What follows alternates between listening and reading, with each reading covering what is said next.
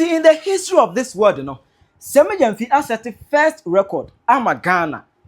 Ono kwane nipa waton gold ewo Ghana ha no mo aboka ewo so waton gold akoboka. TikTok say hwe se senti ene ba sa se Sammy Gyamfi okoton gold eboka ene no na be class pay yi enye fedi agro. Be man kire mu no akire wadwen ama me ewo comment section. I Penyah Brock Media. Mess one say need him.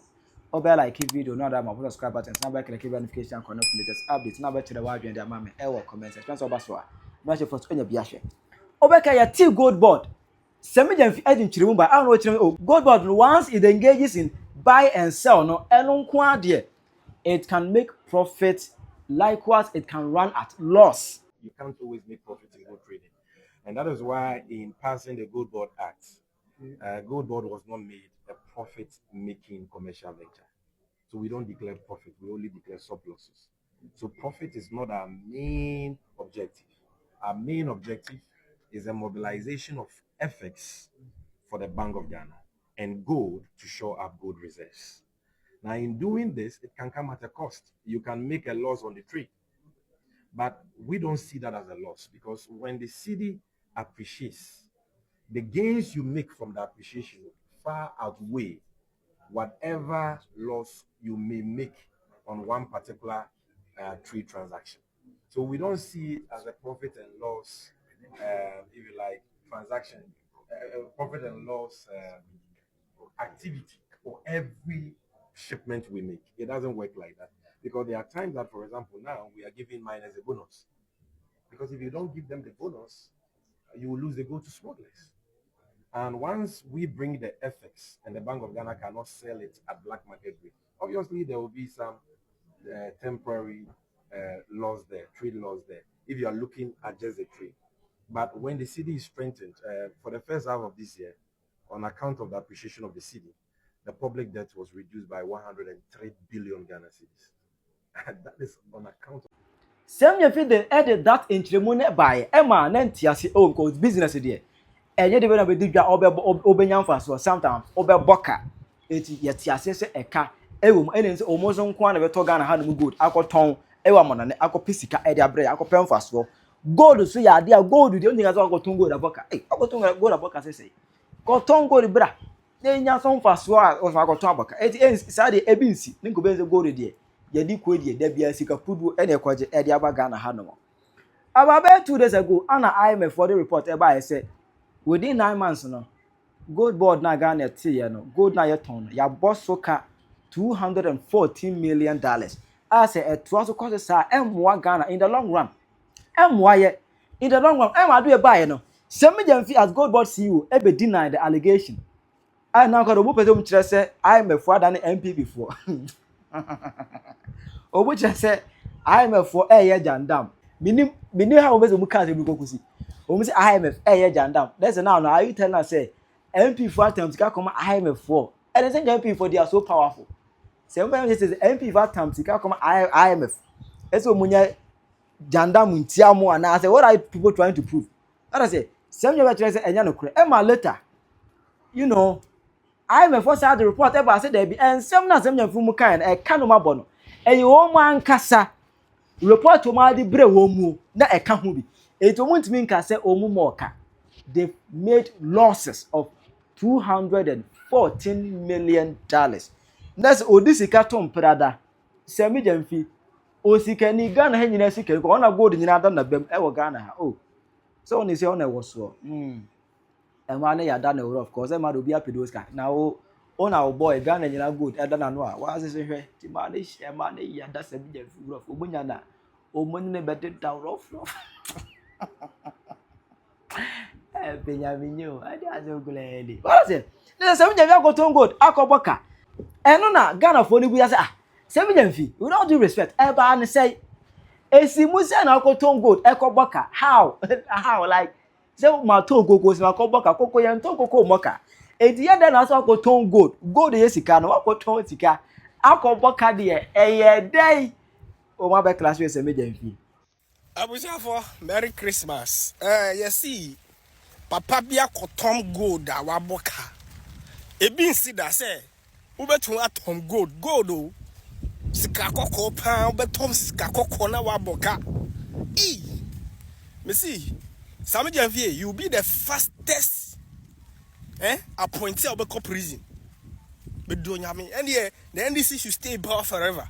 You be the fastest in record to go to jail. You know, Sammy Gyamfi. Hey, what boka saying? What Tom go that boka? Are you okay?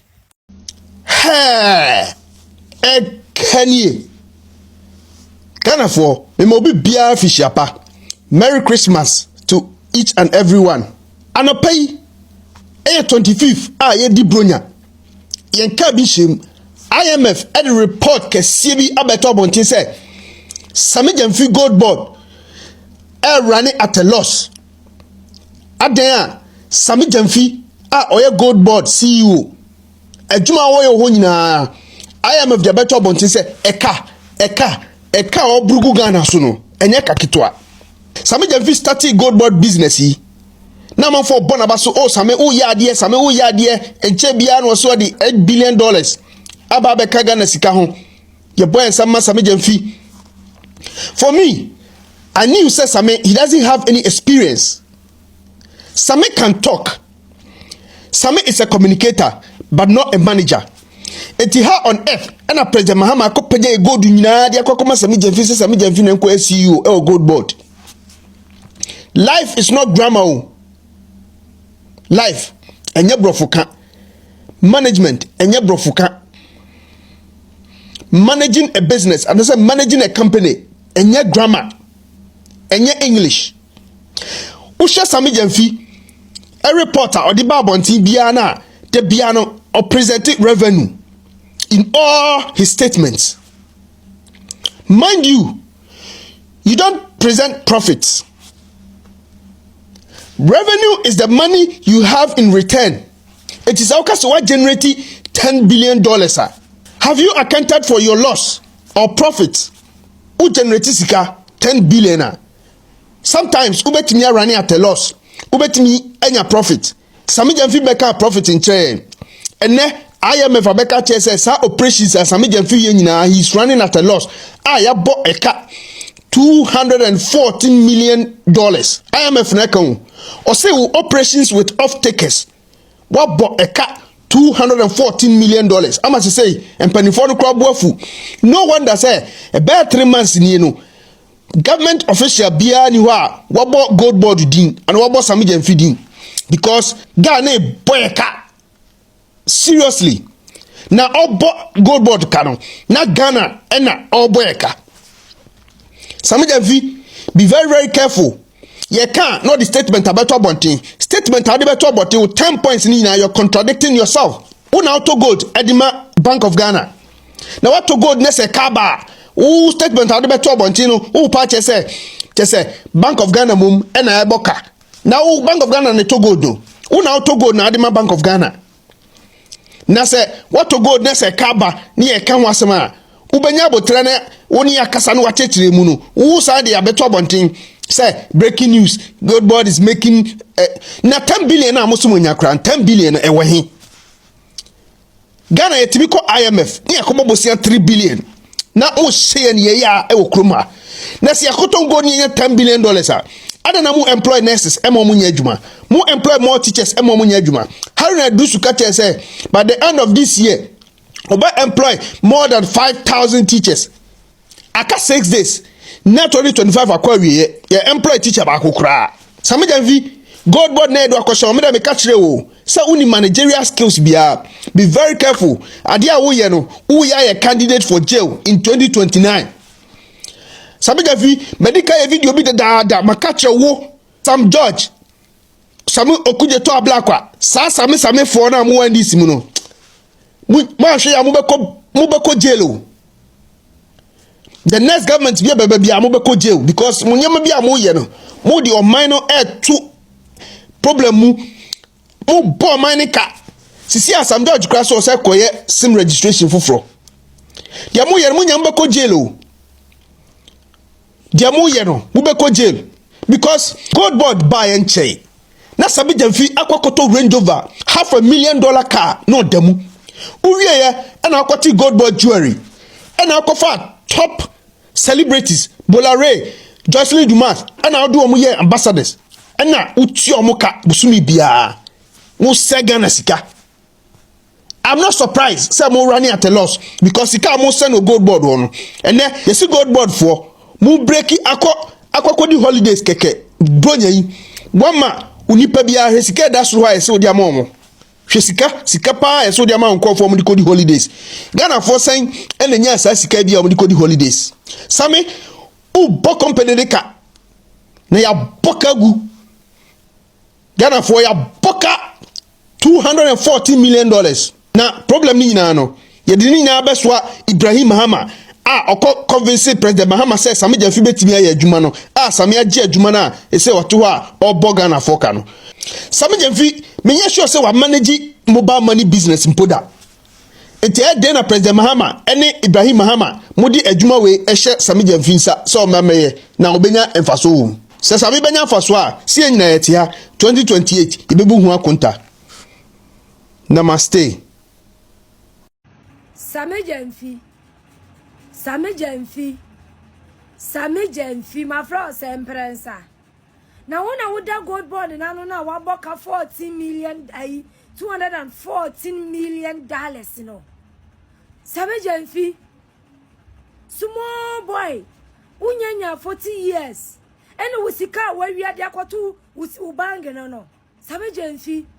IMF for the abase what boka 9 months near what boka $214 million. Hey, Sammy Gyamfi, we a bay for. Hey, a job about running in crop for you would differ bay for consaffa bon sam for no mon jini or my home. Or mon jino or my home, Mr. Padman, Ape Chamemo, Doomswa Memo, Etua Amemo. Nyame betwi amoka samodi Ghana for efa sati bia wemu Sammy Gyamfi akraketu awo ye do akoto GoldBod and wotimi awie sika na yera $214 million ayele free ho enye Ghana for na eka IMF for na eka wotimi amasika na yela Sammy Gyamfi fa sika ne bla Sammy Gyamfi fa gold sika ne bra Sammy Gyamfi kromfuo wonim ketwa sa ate wudini beifuo Sammy Gyamfi Ghana fo no aboya krono sa no Sammy Gyamfi sa na wotie he wo diskane ye dai enkrofo kekasa wo dia to talk cast malegon for man na ye no kro won eti ye sika na Sammy Gyamfi wo wi akoto bang na wo ne wabusuafo ne o girls edi sa no he Sammy Gyamfi nyambe chia wo ka so $214 million ajila asama ba busuafo Sammy Gyamfi aton Ghana gold aboka Sammy Gyamfi atimi ahwe nyame anim akodi gold dwa aboka $214 million na Sammy you were a victim of jail say Sammy watimi atena ho aboka say dia Sammy boa ho say ya prepare o docket awie na se Sammy Gyamfi no onye adwuma da etimi hwe ye maame Cecilia da pa anim kansem gu Cecilia da pa wono wabobra na obi aba ba wie ni sika na okogi ni sika na Sammy Gyamfi hwe maame anim kan de obeka kire na mpanyimfo se kokura manfere so obesi ohune so a wonso mfere se wode asa wa ba ye dai ebeta so Sammy Gyamfi baby asika na kwhye bia Sammy bra na beka Sammy se wo hwe na wa ma oluman ni nua no ada edi sika no akoye de yemfa nya Sammy bra na beka na we enyanduru akiri wo hwe na enu bi na nkura no mienu no ba ko gi ne de ekoye se boxing yo se den ema ba ko nso gi ne de ekoye se car race Sammy bra na beka Sammy se wo hwe na se sika we ye ka na wa bo no se ye nu bi ena Mustafa Bande ko gina baabi ko kan se bosumi bi asika 20,000 ko constituency na Sammy bra na beka Sammy se wo hwe na eka na aba no enu bi na mode tintam party full soldiers party youth organizers ne hwan for edi omuko UN na Sammy bra na beka Sammy allegedly car na yese wato ede ama ohene babo ama no allegedly so wo hwe na ye no bi abrana beka because dollars mienu miensa bi na wode ma agrada no ntimi ma wo mo sa aka we abeda ho $240 million no same se wa ma meka same meka chiro to be honest ada MPP beba no same you are a victim of jail ada MPP beba no same ukra de wan hwe ya ube condition no ye ntimi nya no wa asase so same watimi atena ho aton gold aboka Sammy Gyamfi na woni se waton gold aboka ena watena ho ame abefa abutrika na wa honfa ho nko ese abusuafo maton gold aboka na mo ncheme Sammy dabi ema ne nya no kore na sa Sammy no kora dia Sammy you are a victim of jail and you prepare your docket what me aton gold aboka Sammy abada emaninzi yeah the GoldBod Emma Sammy Gyamfi no nature so obey something extraordinary Dr. Mahmoud Baumia de say nim die we buy no wan fa ma say or the ba me de $100 so or the no what the ba aman abebua Ghana ama you sika botin e wo Ghana no atena Ghana eno hwe ka Sammy Gyamfi afama Ghana fo ye ka say NDC for ye the most incompetent people to me mu aman na ye ke bi mu nyini ebimunyi anamo hwe anamo si gold for exchange dem mu kwa akohwehwem munko munye nhwohwe ade enye mu na mode bae muntimi sustain da na wodo mamma mpa say Sammy Gyamfi ema MPP ma power Sammy Gyamfi want to tell us that he have sell gold and he have lost or what? I couldn't understand. And I say uton gold na nasa uko tona waboka and IMF no na Sammy Gyamfi okay moreover no we need to clarify this thing from here. Sammy Gyamfi ye wonyama bi wo ho a won wo ya obehwe ho so yi na se wan hwe ho so yi na 2028 ba omiamu ba power also the yedi ye chairman untumi no omo de be ya the same thing you people are behind those kind of stuffs na mu ye chairman to me those kind of stuffs wiazi aye fan ko bebia ene wo si waboka won obi a wato good a waboka da ana won obi a odi e friends from egudi akọ foreign say obeboka da mu de mu ye NDC for de mu ye the Christmas kra mu to me che obi ahwe Ghana mutremu odi o mu NDC the wage mama e wo comment section Penyah Block Media Accra. We wish you a Merry Christmas. We wish you a Merry Christmas. We wish you a Merry Christmas and a Happy New Year. Merry Christmas!